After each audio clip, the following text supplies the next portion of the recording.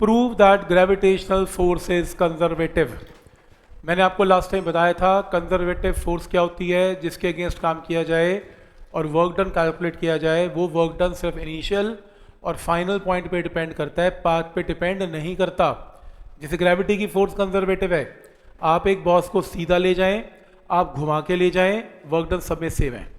मैं ये चीज़ mathematically prove करूंगा, वो कहेगा प्रूव करो ग्रेविटी की फोर्स कंजर्वेटिव है, ये भी आ सकता है। तो ग्रेविटी की फोर्स कंजर्वेटिव के लिए आपने क्या करना है, 4 केस दिखाने हैं। पहला, इमेजिन करो आप बॉडी को ए से बी ऊपर लेके गए सीधा।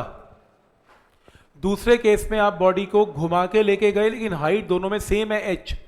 मैं प्रूव करूंगा इसमें और इसमें वर्क डन सेम है। फिर तीसरे केस में आप उसी बॉडी को एच डिस्टेंस इंक्लाइंड पे लेके गए, मैं प्रूव करूंगा अब भी वर्क डन सेम है। अगर सभी केस में वर्क डन सेम है तो मानना पड़ेगा ग्रेविटी के against work done is conservative. तो सबसे पहले काम करो, आप ए से बी का डायग्राम बनाओ। ये डायग्राम बनाओ और केस नंबर 1 लिखो। एक डायग्राम बनाओ ए से बी का और case number 1, when body is moved vertically from A to B. तो जब एक बॉडी को कहां से कहां लेके जा रहे हैं, ए से बी,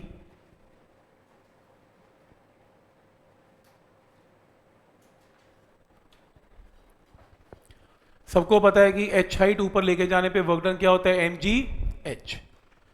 पहले केस में वर्क डन स्ट्रेट पता है, एम जी एच। तो केस नंबर 1 लिखें।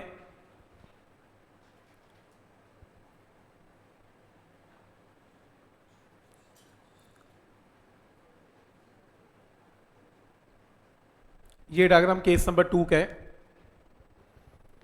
इकट्ठा बना लो, कोई बात नहीं, लिख लेना उस पर केस नंबर 1 एंड 2 हेडिंग डाल लो। इस पे डाल लेना केस नंबर 1, इस पे डालना केस नंबर 2, कोई फर्क नहीं है। और यही नेमिंग रखना, मैं बॉडी को ए से सी पे लेके गया, सी से डी पे लेके गया, डी से ई पे लेके गया और ई से बी पे लेके गया, लेकिन वर्टिकल हाइट इसमें भी एच है।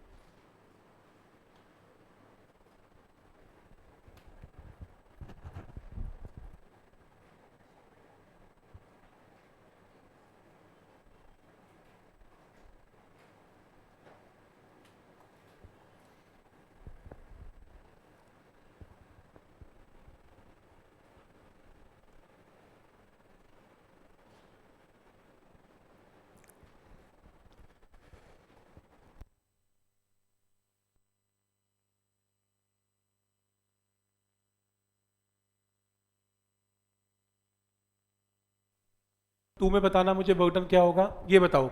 ए से सी में वर्क डन क्या होगा, एम जी इंटू ए सी। सी से डी में क्या होगा, 0, क्योंकि हम ग्रेविटी का वर्क डन कर रहे हैं। ग्रेविटेशनल फोर्स तो वाई एक्सिस में होती है ऐसे, है ना। और डिस्प्लेसमेंट कैसे है, हॉरिजॉन्टल, एंगल क्या बन गया 90, तो हॉरिजॉन्टल वर्क डन क्या होगा 0। इसका वर्क डन क्या होगा, M G into D E, इसका क्या होगा 0। टोटल वर्क डन क्या होगा, M G into A C plus D E, पर ए सी प्लस डी ई क्या होता है, एच, एम जी एच। ये देखो, पहले ए सी का वर्क डन निकाला एम जी इंटू ए सी, फिर सी डी का निकाला 0, फिर डी ई का निकाला M G into D E, और फिर ई बी का निकाला 0। 4 रास्ते हैं, चारों का वर्क डन, 2 का 0 और 2 का नॉन 0। तो इन सबको ऐड करेंगे, M G into A C plus D ई बनेगा, और ए सी प्लस डी ई फिगर में क्या है, एच। तो प्रूव हो गया वर्क डन एक बार फिर से क्या है, M G H.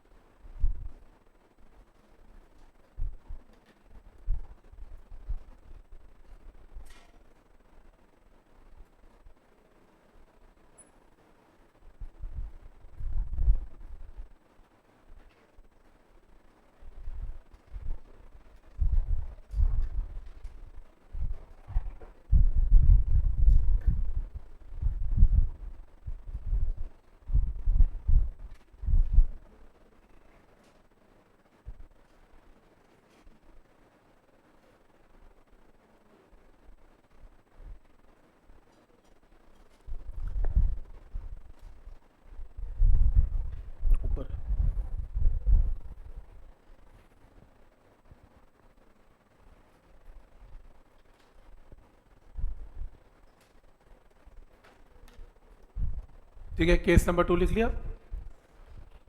Case number 2।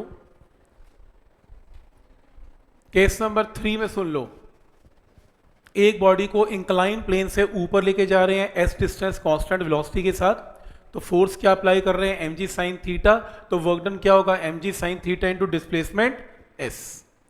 और साइन थीटा इसमें क्या है, h अपॉन s, तो साइन थीटा की जगह h बाई एस, s से s कैंसिल, फिर से एक बार आंसर mgh। तो तीसरे केस में भी क्या आ गया, mgh। सीधा ले जाओ, घुमा के ले जाओ, इंक्लाइंड से ले जाओ, आंसर तीनों में mgh।